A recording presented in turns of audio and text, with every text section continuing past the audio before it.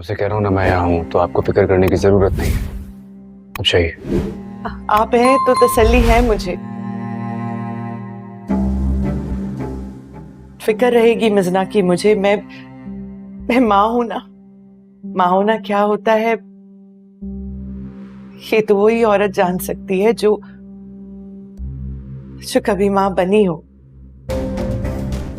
اب جو اس مجرم کو سزا دینا چاہیں آپ دے سکتے. میں کبھی اس کی حمایت میں سامنے نہیں کھڑا ہوں. نہیں نذیر بھائی، وہ یہ تو فضا کا فیصلہ ہے. یہ کرے گی فیصلہ اور ہم حمایت کریں گے. اگر اس نے کہا کہ سرفراز کو سزا دلواؤ تو میں سزا بھی دلواؤں گا. میں دعا کو راستے سے ہٹانا چاہتی ہوں اور میں جانتی ہوں کہ یہ کام تم بآسانی کر سکتے ہو. کے بارے میں بھی جانتی ہو کہ تمہارا اس سے تعلق کیا؟ تم ہو کون؟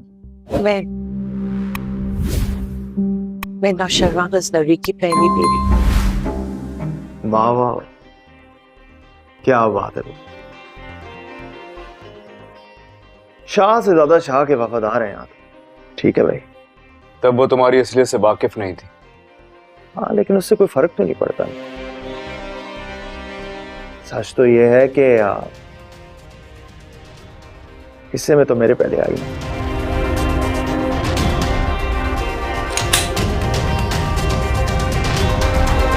آنے والی ایپیسوڈ میں آپ دیکھ سکیں گے کہ سرفراز اپنی حرکتوں سے ابھی بھی باز نہیں آئے گا.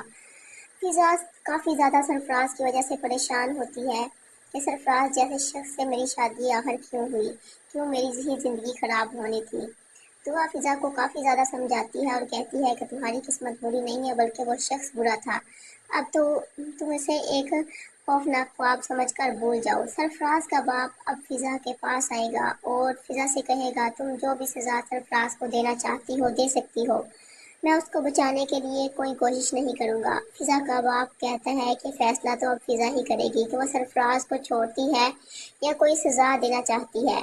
سرفراز اپنی حرکتوں سے بالکل بھی باز آنے والا نہیں ہے. کشمالہ جو کہ اپنی بیٹی کے لاش کے بہانے کراچی آ جاتی ہے اور وہاں پر آ کر پہلے تو وہ دعا کو تانا دیتی ہے اولاد نہ ہونے کا. اس کے بعد اب وہ سرفراز کے ساتھ مل کر دعا اور نشروان کو الگ کرنے کی کوشش بھی کرے گی. سرفراز کہے گا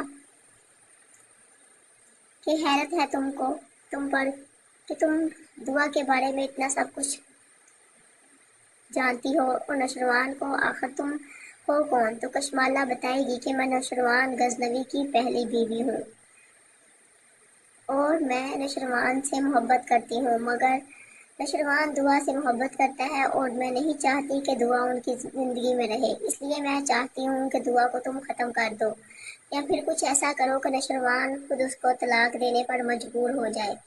سرفراز تو پہلے سے ہی ایسا کام چاہتا ہے. اب وہ ایک بہت بڑی رقم کشمالہ سے لے لے گا اور اب وہ نشروان کے آفس پہنچ جائے گا تاکہ نشروان کو پھر سے دعا کے خلاف ورگلا سکے. کہتا ہے کہ وہ تو مجھ سے محبت کرتی ہے.